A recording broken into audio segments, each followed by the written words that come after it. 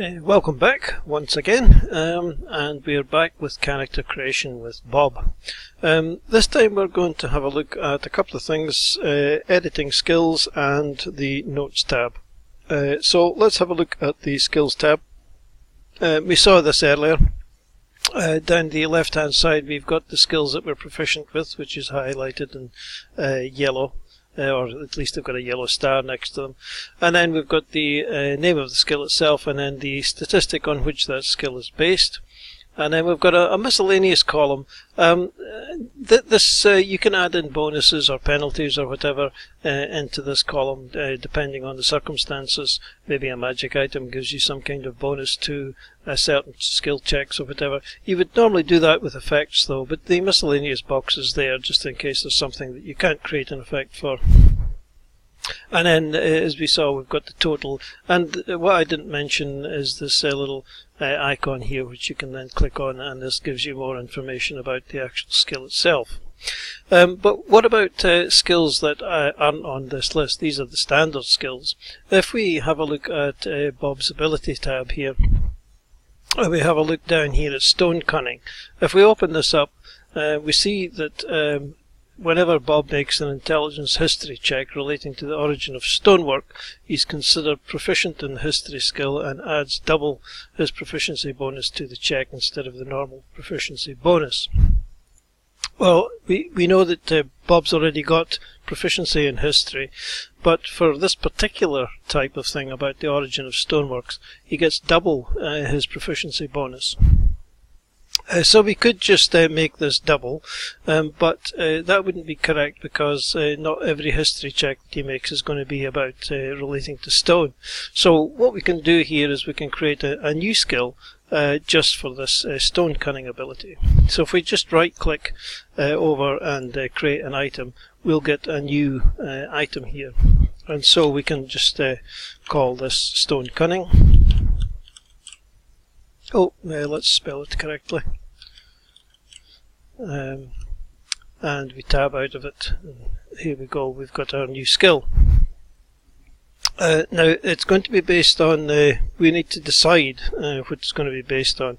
History is based on intelligence, so there's no real reason to suppose that Stone Cunning is based on anything other than intelligence. So we just simply click in this box here until we've got the int. And this tells us here that we add double our proficiency bonus. So if we click on the star here and make it proficient, and if we click again, we will make it doubly proficient. So we can see here now that Bob, for his Stone Cunning, is based on intelligence, and he's going to get a +4 for this skill check, whereas in his normal history check, he's only going to get a +2. So that's how we would add in another skill. I mean, there's another one here as well. You could use tool proficiency, for example. If we open that up, you gain proficiency with artisan's tools of your choice. So we could add this in as well. Let's suppose Bob picks smith's tools. So let's create another item and add in smith's tools. Now this one is harder to decide on what the ability would be, because that's really up to your Dungeon Master, and it could also vary from different tasks. Your Dungeon Master might decide, for example, if you want to create a sword, that it might be intelligence.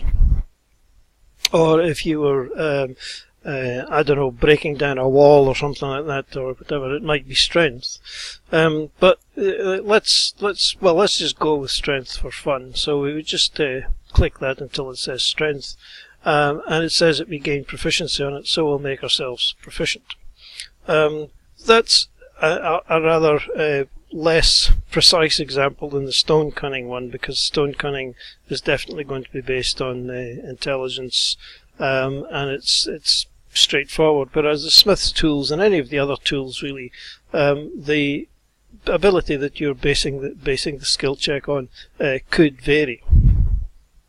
So it may be that your Dungeon Master calls for an intelligence smith's tools check instead of a strength one. But at least you've got it in there and you've got your proficiency. You can always change the ability on which it's based on. So that's how you would add in or edit skills. So let's have a look at the Notes tab now. This is fairly straightforward really. It's just an editable box or editable boxes. You can type whatever you like in here just by clicking on the line and just typing in, and it'll take all sorts of numbers and whatever.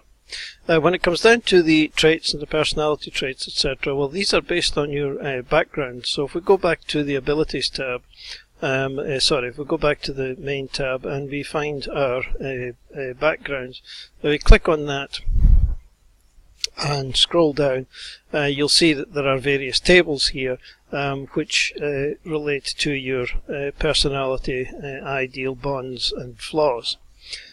So you can, of course, choose, if you click on these links here, it'll open up a table, and you can choose what your personality is, or of course you can roll it randomly. And if you decide to roll randomly, you can just roll whatever it is, and then whatever text appears in chat, you can just drag that in and drop it into the area relating to that particular thing. And you can do the same with the rest of them. We'll have a look at ideals. We can roll for that, and then we can just drag the text in and drop it on the ideals. Same for bonds, flaws. Appearance, obviously, we can just put in text in there, and the same for the notes as well. These are just text boxes that you can add information into the character just to fill it out. Of course, you can copy paste the text from somewhere else as well and just paste it in here. One thing I should mention is the size up here. The size determines the actual size of your character and how much space your token takes up when it's placed on a battle map. And now virtually all characters are medium, with the exception of possibly halflings. Some character classes that you can play in some of the supplements actually are large, but mainly you're going to be medium. But Fantasy Grounds does actually use this. It's about the only thing it does actually use from this sheet, and the size there is automatically added in when you dragged in your race. That's something I mentioned in the first video, but your size actually is added into this note space when you drag in your race. And as I say, this means that this character is medium, so their token on the battle map will take up 1 square of the battle map. And the one other thing that may or may not be important depending on the circumstances is the alignment.